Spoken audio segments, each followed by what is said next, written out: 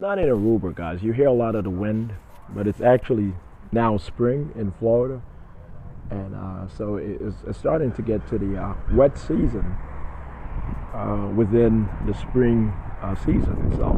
Eventually it's going to get to the point of raining on a daily basis here in Florida during the summer months, but it's going to consistently get a bit more, I guess, damp. It's going to get damp a bit more consistently here in Florida until into the summer months. The condensation and so forth. But anyway, the index, humidity index is going to keep rising into the summer months. But anyway, so LeBron James is going to have to fake his death very soon, so he goes through whatever he has to go through. We got to make sure that he's revived when he gets to the hospital. He's going to survive. He's going to be in a wheelchair for the rest of his life. Okay, I promise you. Why haven't we placed him in jail for life, or allowed him to have been executed by the state of Illinois and the state of Ohio and the state of California and the state of Florida? Because they said the FBI agents were with him at all times when he did. Certain FBI agents were with him at all times when he did what he did, when he conducted murder activity, when he conducted rape, when he conducted associable pedophile activities, when he conducted fraudulent activities. That's a real case, and he still does not believe that any of this is a real case. He does not believe there's any such thing as a real case of government or damn near anything other than the fittest, the survival of the fittest. He really thinks that. This young man has lost his penis. He literally cut his penis off, and he still believes that there's no such thing as government. I am sure of it. Donald Trump promised them that Shawn Dexter John and Barack Obama, they're going to pay up for having called the cops on them because we did amputate Donald Trump's leg. One of his legs is completely amputated. He has a fake leg, a prosthetic. Okay, and we and so forth. We did amputate both legs of the Secretary of Defense, the current black Secretary of Defense.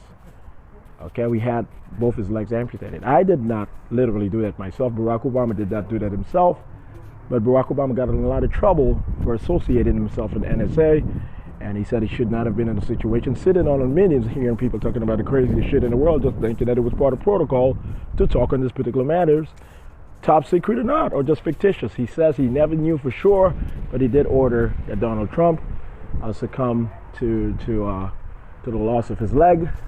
He did order that specifically and so forth because Donald Trump kept showing up with guns, loaded weapons, and kept threatening and so forth. All right, Donald Trump is supposed to be in jail. He got convicted of rape so many times in New York. He's supposed to be serving a 20-year sentence, and he got out of it by getting his leg amputated. I want you guys to know that Barack Obama has decided to fake his death and to prove that he's not as guilty or guilty. He's requested that I allow him to get a memorial on the National Mall, and I'm going to be able to do that. And I'm giving him his commission of what he's going to do in having faked his death in California, Hawaii, and the South Pacific, and helping create an Asia-Pacific culture, and in the South Pacific specifically, helping create an Asia-Pacific political community. First the parliament of the Asia-Pacific. That's going to be one of the primary objectives of the Central Intelligence Agency in the Asia-Pacific. We are going to have to create a parliament of the Asia-Pacific, and Hawaii will be able to be represented along with the U.S. territories in the Pacific. No other state, no mainland state, no part of the Americas. That's the agreement. That's the compromise, and we're just going to have to accept that. The United States cannot be part of multiple continental unions. It cannot be part of, it just cannot. It cannot be part of multiple economic unions. That comes to an end. Being part of multiple economic trade agreements other than continental and world trade in respecting the continental union scheme. What is evolving at this particular moment. So that's the deal we have made. It's not really a deal. I don't like using the word deal. That's the compromise we have settled on, and that's the resolution, and that's the policy that the Central Intelligence Agency and Interpol will place forth on the matter of Asia Pacific. Okay, so yes, there's an Asia Pacific sort of culture in California per se, but I mean a bit more formative, not even formative, a bit more conciliatory, a bit more harmonious, and a bit more incorporative of the African American culture as being amicable in addressing and engaging the Asia Pacific, the traditional Asia Pacific community, or the conventional Asia Pacific community as perceived by Americans and even Asians or Asia Pacificers or Asian Pacificers. We're going to have to figure out how to evolve citizenship in the Asia Pacific. Okay, so that's what we're gonna have to work on. That's what we're gonna have to work on. But anyway, do not say that I'm a bad person. I've never murdered a person before. I've never stabbed a person before. I've never attempted to kill a person before. Certainly haven't. It has never crossed my mind. In all honesty, I've never contemplated harming a person before. I've had to defend myself once or twice, and throwing back a punch, after a puncher was thrown at me. I've never batted anyone. I've never been instigative, but I'm not going to allow folks to throw punches at me consistently over and over and over again, and saying the next time it's going to land without eventually, punching back, and making sure that that person will never attempt to punch ever again. So I'm very, very considerate, but I'm not. My security is just not going to allow me to go through that anymore. I'm pretty sure I'm not going to get into any sort of conflict, social fight, or any of that. Other than political battles, that's it. But I'm not going to get into any sort of physical fight with anyone for the most part. My security is very strong. So we've detected what has gone on with the FBI and what it has done in trying to get out of trouble on a personal, private level. Regarding agents and officers, and on a cultural level. So please do not feel as if this is instigated whatsoever. What has to happen, and part of the FBI culture is part of that. Where you're going to send a message, the whole world is going to send a message, including New York City, the residents of New York City who have had enough of being condemned to poverty in Harlem, condemned to house arrest and dying slowly, and no longer being able to visit their family houses in Long Island and Connecticut and outside of the borough of Manhattan, have had to deal with. They said it's unfair. It's very unfair. So Manhattan is condemned. Everyone is going to be evacuated from Manhattan. Lower Manhattan is going to be nuked by the Russian military with the assistance of the U.S. military and the rest of NATO. It's going to be nuked, all of Lower Manhattan, within 3 weeks. I'm pretty sure of it. Within 3 weeks or immediately thereafter, or imminent at that point. If we get to the point of 3 weeks, 20, 21 days, or 19, 20, 21 days, and it hasn't occurred yet, it'll be imminent.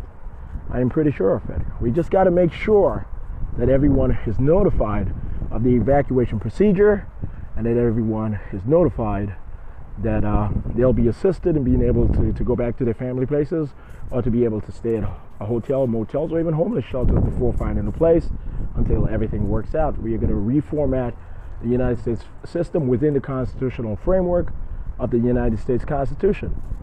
I'm a bit hoarse right now, but yeah, I'm pretty sure you guys understand what I'm saying. Okay, so that's just what has to happen. And Central Moscow is going to go through what it has to go through, the nuking of Central Moscow 3 days thereafter, and in between then the White House, and then Beijing, Pyongyang, Istanbul, and eventually Iran. The United States military is going to strike Iran and remove the theocratic government, and Americana is going to make sure that it's effective in influencing the world into a better paradigm, into the next inherent paradigm of the human journey, the human evolution of civilization, the order of integration, continental integration, and then global integration under a world government. I'm going to be the first president of the world government in 2044, and my name is going to be Khalid Sundiata Hassan. I'm going to look a bit different, slightly different. So yes, this is the same Shawn Dexter John. My social security number is 237-996640. My date of birth is January 13, 1985. As Sundiata I'm going to have to say this again. As Khalid Sundiata Hassan. As Khalid Sundiata Hassan. I'm going to look a bit different. So when you guys see me in 2044 or 2043 or 2042, or even before then in the Senate, the United States Senate, I'm going to appear to be taller. I'm still going to be likable to what I look like right now. I promise you. I've explained to you guys how and why, and the reality of who I am. I'm not going to have to reiterate it over and over and over again once again, but I want to push you guys out of me having to remind you guys that you guys ought to trust me in helping us get out of this sort of situation in the United States of America and the world itself. So, yeah, my social security number is 237-996640. My date of birth is January 13, 1985. This is not any sort of information provided for any sort of criminal documentation or any of that. I'm warning you guys. I want you guys to take this seriously. Okay, so I am my secondary alias, or my alias itself, is Khalid Sundiata Hassan, and for the time being, I'm going to keep my social security number, and it's never going to change for the most part. If I decide that it's never going to change, and you guys ought to not even try or attempt to argue it being changed. I want you guys to know that. Okay, so I am Khalid Sundiata Hassan, Khalid Hassan. I'm going to purport to be 28, 29 years old in a couple of months or so when I do receive my transformation, my corporate identity transformation. My primary identity will be Khalid Sundiata Hassan, reported as born of Puerto Rico, a natural-born American, natural-born American citizen, American-born citizen, and I'll purport to be half black, a quarter white, and a quarter Native American. I'm going to be genuinely American, but I'm going to be genuinely globalist of some sort of international background, as you guys already know. So, yeah, we're going to try to fix this situation once and for all. We're not going to allow African Americans to remain in this sort of situation anymore. It's been this way for about 500 years, but egregiously and within a real demographic community over the past 400 years. It's been quite much. So this is it. This is it. Okay, guys. So.